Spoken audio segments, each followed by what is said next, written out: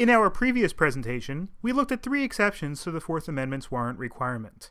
This presentation will explore 3 more: the stop and frisk rule, the automobile exception, and exigent circumstances. Let's start with stop and frisk.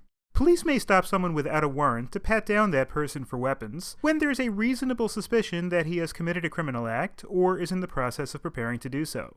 Reasonable suspicion is not as high a standard as probable cause, but does require that the circumstances surrounding the event justify the suspicion. This exception was formed in Terry v. Ohio, a seminal case in American criminal procedure history.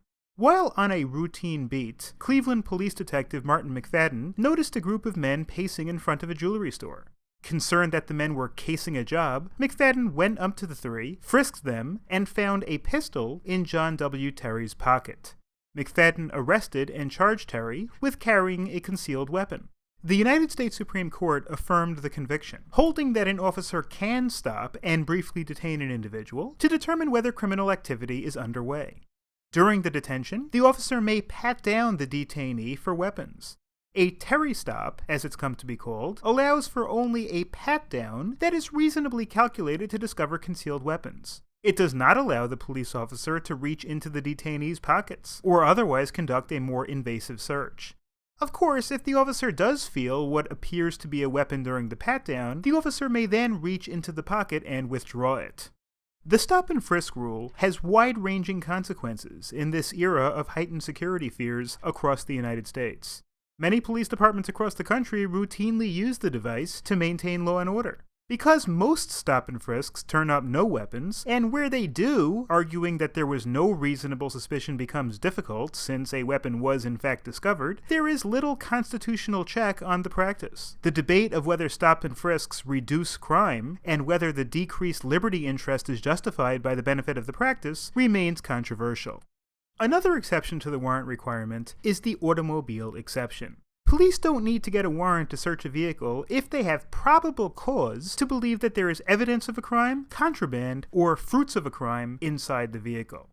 The Supreme Court, in Carroll v. the United States, explained that it wasn't practical for police to obtain a search warrant prior to searching a vehicle for contraband or other evidence of a crime because a vehicle is mobile and so easily can be moved from the locality or jurisdiction in which the warrant must be sought.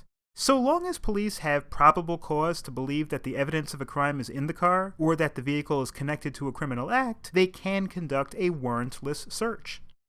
Probable cause is a fairly high standard to meet. Merely being pulled over for speeding, or even behaving nervously or suspiciously after being pulled over, does not give officers probable cause to search the car. Probable cause requires something more, such as, for example, a witness's tip that there was contraband in the car, or a statement of one of the occupants to that effect. In a 2005 case, Illinois v. Caballas, the Supreme Court ruled that drug-sniffing dogs indicating the presence of marijuana in a car was sufficient to establish probable cause to allow a search of that car. The breadth of the automobile exception has been expanded to cover vehicles other than automobiles.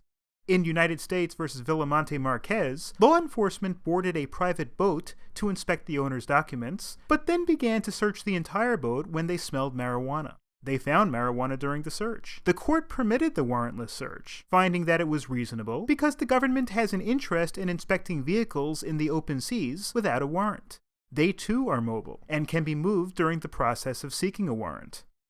Finally, there is an exigent circumstances exception to the warrant requirement. If police have reason to believe that there's a bona fide emergency, they may enter the premises to investigate and remedy. For example, if police officers passing by a house hear someone scream from the inside, they may enter the house to determine if anybody's in danger. If, while in the house, they see illegal weapons or drugs in plain view, they may seize those drugs under the plain view exception. Exigent circumstances can also apply when there's a probability that evidence can be destroyed or moved before a neutral and detached magistrate can issue a warrant. Law enforcement can then search property or seize evidence without one. This, of course, is also the rationale behind the automobile exception. Ancillary to exigent circumstances is the hot pursuit rule. That is, if a fleeing criminal enters a private home, police in hot pursuit may also enter the home to effectuate a lawful arrest. While there, any contraband that they also see falls under the plain view exception to the warrant requirement. Law enforcement carries the burden of proving that exigent circumstances exist. In a 2011 Supreme Court case, Kentucky v. King, the court shed light on the scope of the exceptions application. There, Lexington police knocked on the door of an apartment from which emanated a marijuana smell.